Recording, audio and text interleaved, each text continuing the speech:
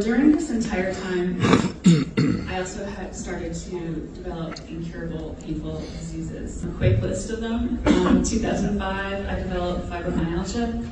2009, I developed symptoms of complex regional pain syndrome, which started in my left arm and hand, and a year later it moved to my right arm and hand. By the way, I wasn't diagnosed with CRPS until 2015.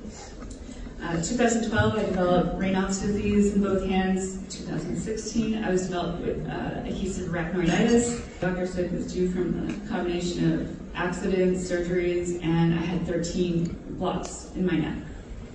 In 2017, I was diagnosed with POTS and tachycardia, and 2019, I was diagnosed with seizures, which is why I had seizures a few days ago, and my speech and memory is a little bit off, so I need to kind of follow this a little bit.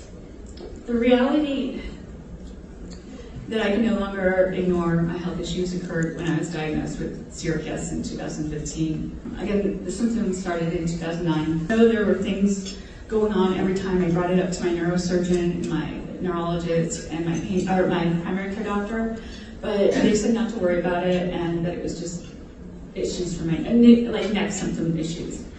But I was starting to have like swelling in my hands, especially in the morning, discoloration in them. They started to look like waxy, bluish, purple, pinkish. And now I call them my sausage hands because they swell up so much, and then when they go down, they look really wrinkly.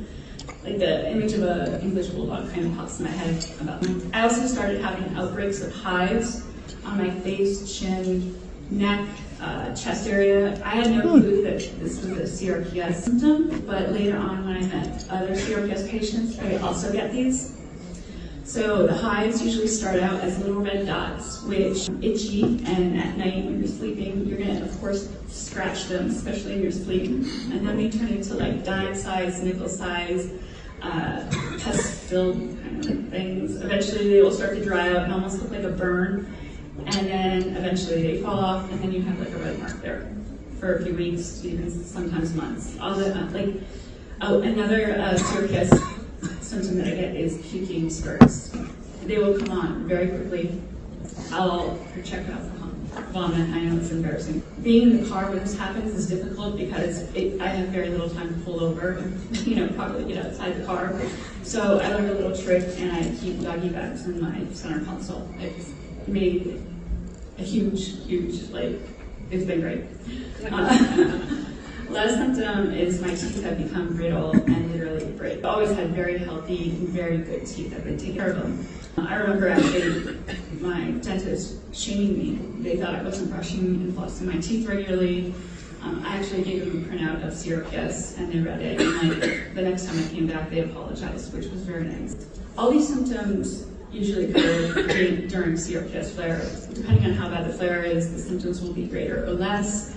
Although because I didn't have a diagnosis or even know about this disease, I didn't know there was anything I could do prior to 2015. In 2014, I decided to move south or to a warmer area because my neck, it felt like I was on a rusty hinge in the wind in the colder areas, and I wasn't able to regularly, stay active year-round. I'd end up hibernating. Prior to this point, I lived in Idaho, Pennsylvania, Ohio, Chicago, all northern areas.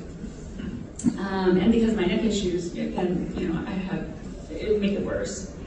So my dad and I came up with an idea to throw a dart at a map.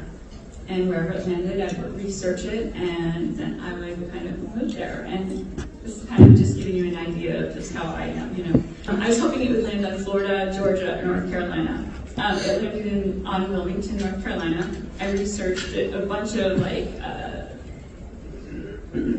Craigslist and rentals. I went down there a week later, and within a month, I moved down there. The first place I looked at was on Carolina Beach, and I just fell in love with it. The moment I got there, I fell in love, and I just loved the idea that I didn't know a soul. I didn't have a job because I was disabled, but I got to do a restart.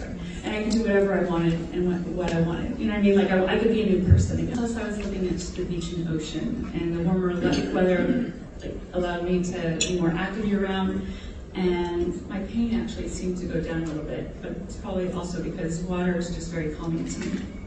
Prior to moving to Carolina Beach, I made sure I found a new pain management doctor and primary care doctor, so when I got down there, I'd have all my appointments set up. The doctor gave me like a month's worth of medications before I left to bridge me until I got into the doctor.